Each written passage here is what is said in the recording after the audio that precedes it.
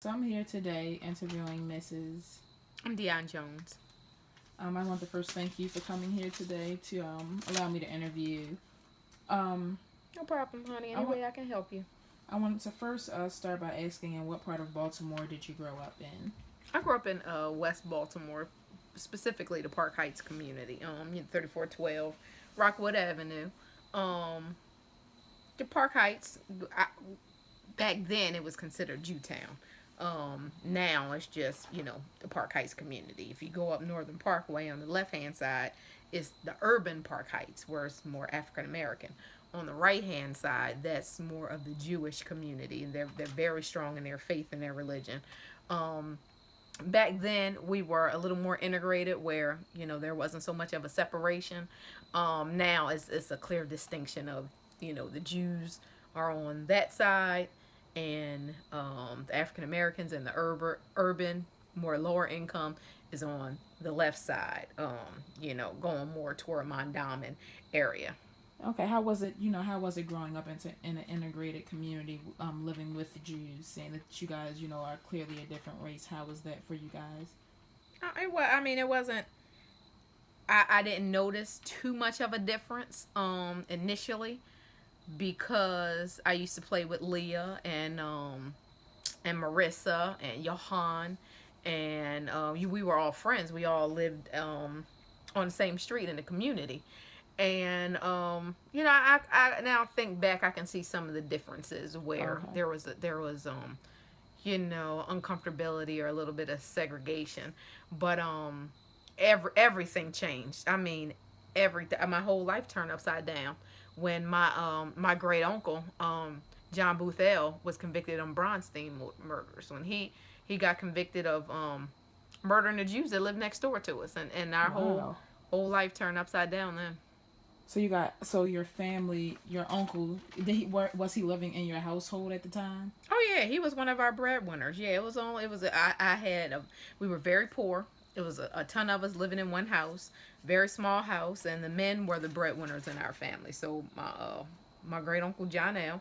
and my Paw, he worked. They bought the money in, and once he got convicted, he had went to prison for it. They said he stabbed daggone Bronstein's, Mr. and Miss Irvin Rose. I still remember him to this day. Said that he stabbed him 30 times, and that's Wow. just not him. That he didn't do that, and he went to prison for it. A death row. He ended up dying on death row. He had Wow. tried to appeal. He swore to his last breath that he did not kill him, Bronstein, and we know he didn't kill him. We know he didn't kill him, people. They they were good. They were good folk. They were that the community just turned their backs on us. And from that, because of that situation, they started the Block Watcher movement. Yeah, Okay. that was all around my family. It's called the Block Watcher movement. Started the incident occurred in May 1983, and after that, it was all hell for my family. It was hell. Wow. We missed Uncle John, as well as we lost everything. We didn't have lights. We didn't have hot water. I'm damn running around playing with mice because the little kids in the neighborhood can't play with me anymore, because they considered our family the outcasts and the murderers. Oh I wow. found out working at Sinai Hospital, and a witness came in and told them who I was, and Wow. they let me go right then and there. Right then and there, I found out, and we couldn't even get jobs. My family couldn't get jobs because we was poor and uneducated, and the Jews owned everything. So, they owned stores, houses, they did, built houses, things like that.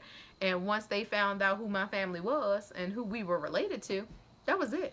They would not hire us. They just gave us the boot. They recognized our name, and that was it. Well, so what would you say your overall experiences of living in West Baltimore? How did it, have an effect on your current life today? Are there any major differences, with how, the experience you had back then and now the experiences you experience today, or? Well, we were really deep rooted in our church. Our church played heavy in us, dealing with the situation. Okay. It still affects my my mother, my grandmother, I'm sorry, which was John L's brother, sister. She's still affected by it because it was never any resolution. He died on death row trying to prove himself free. And a lot of people, if they know, they relate. It happened so long ago that the only people that really kind of relate is those in the Park Heights community, Jewish families, and they turned it back on us. We would come home, windows would be busted. They would bust our windows while we were in there. Wow. You can call us niggers. And they would throw, we only had one car, Mm-hmm. one little pickup truck that fit all of us in there, and they would just take the tires, cut the tires. The girls wouldn't talk to me anymore.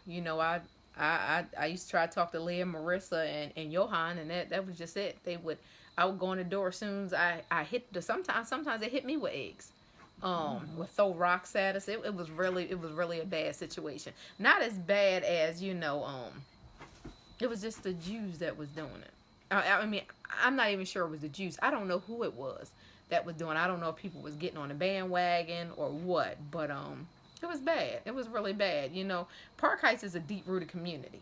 And if you're from Park Heights, people know you from Park Heights, and they're very, very tight. Still to this day, people that I know, we from Park Heights, we grew up in Park Heights, really, really tight.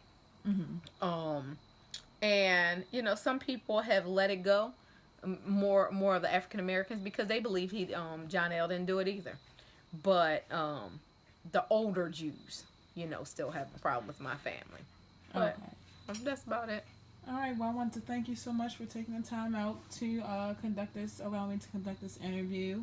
Yeah, It was a and y'all try pleasure. to, I hope that your class will look this up, and do some research on it, and also look at the movement we started, which is the Block Watcher movement, because Okay. they have changed the name in certain places, like Community Watch, and even the police now have this thing called uh Time Watch or something like that, where they have the little cameras in it. One of my girlfriends, she's a police officer, and she does it. But that started a lot of that night watch community stuff. So look into that. Okay. All right. Thank you again. I appreciate your time. You have a good one, honey.